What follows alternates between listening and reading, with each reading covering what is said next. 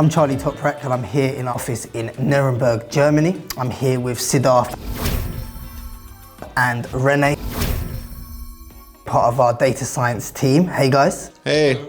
Thank you for sparing the time today. I was just really keen to find out exactly what you guys work on, understand the kind of full life cycle of being a data scientist here at GfK, and maybe understand everything you do up until production, pretty much. So maybe Sidharth, you could start by introducing yourself and maybe just, telling us a little bit about data science here. Data science. So, I lead one of the data science teams here at GfK. And I would say GfK is one of the first data-driven companies. So data is what we do. It is our product. It is our life and blood.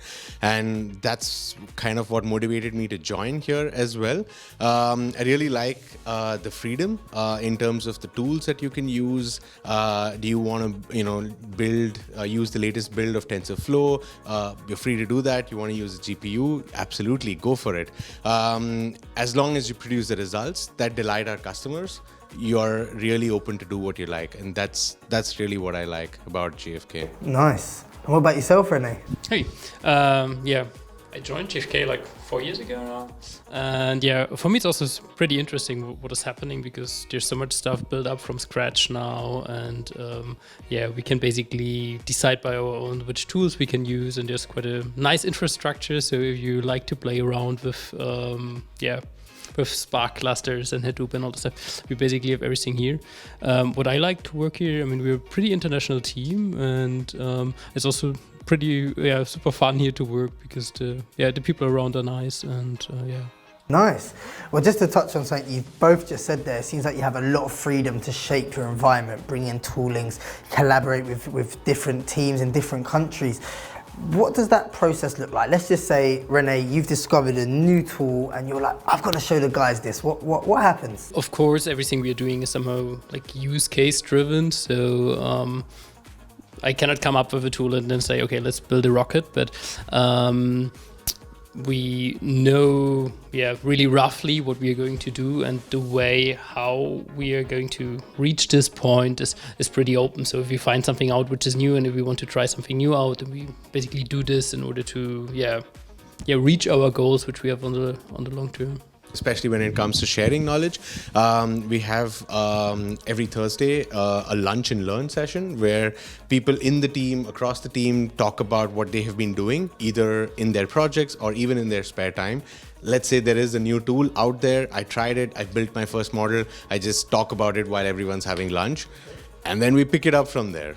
Seems like quite a relaxed and casual way to share ideas, which is great, for sure.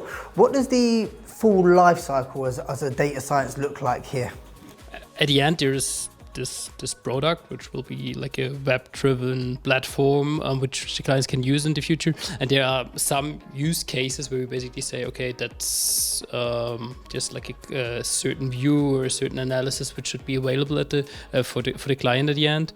And we try to understand what needs to be done, and then we work together with basically domain experts in order to find a way how we are going to tackle this. And in the beginning, it's a lot of exploratory work, so we try out different approaches.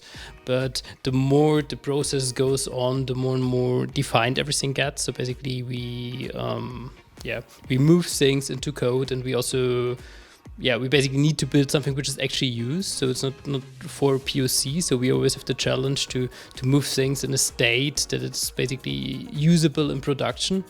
And for this, basically on the understanding the domain problem side, we have the domain experts with whom we work together. And on the making things production ready side, we basically work with our colleagues from the machine learning engineering team. So they help us to make algorithms scalable. They help us to make code robust, and also familiarize us basically with core concepts of testing and this kind of things, which is not like a normal data science task usually. And yeah, I would say for us, it's always, we can, until a certain degree, also decide how much we like to dig into the different topics. So we definitely have people who are more business, who have like a better business expertise, and they focus more on the understanding part, while we have a lot of colleagues which are more like a software engineering background and or a computer science background, and who really like to dig into this algorithm optimization. So yeah, basically, yeah, the whole process, we work with the people who know more on the first end and on the latest end of the pipeline too. I mean, I think in general, I say that data scientists are very lazy, and we try and find the quick way out. But our colleagues keep us straight, keep us on track, and make sure that we build something that's actually worth delivering and valuable at the same time. Would you say that your personal coding abilities, your ability to use tools like Python or R or Hadoop or PySpark or whatever have improved since joining GfK because of the nature of that? The work at GfK really challenges you. And again, not just in terms of coding or languages or infrastructure, but really in the kind of applications that you're looking at. I mean, it's not just, building a model and, you're done. That's not what the life cycle looks like. What René said, it's really important to understand the business. It's really important to also build something that's production ready. And it's important to work with data. So there are a lot of intricacies in this data. There are a lot of techniques which you wouldn't probably use if you're, let's say, taking part in a Kaggle competition. The data is already there, and you just build all your machine learning models on top of that. But real world data science is quite different, and that's really what challenges you every day. You've been with us 4 years, I think you said now, René, and what about yourself, Sidharth? It's about 2. About 2 years now. So what has kept you guys at GfK? We've had a lot of change, a lot of uncertainty. What's kept you here?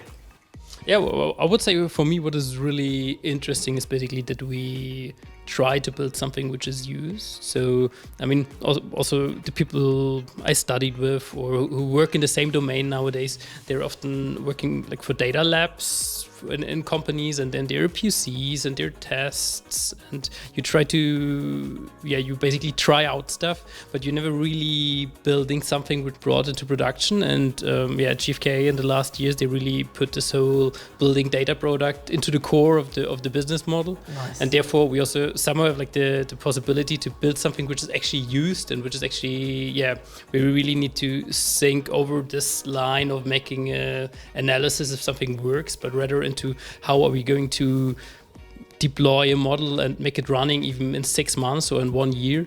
And I think there are a lot of challenges which not so much companies nowadays, or where it's hard to find a company where you have these challenges to run all of this in production and in such a big environment. And I think that's actually super interesting. And also we are just on the journey there, so there's a lot to do and a lot to explore in this way. So I think that's super interesting. You actually get to see all of that hard work go live and actually go and make an impact. You're actually working towards a long-term goal.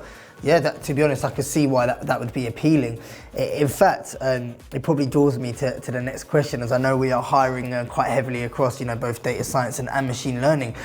What would the perfect colleagues look like to you guys, To me, someone who is curious, first and foremost, is the most important thing.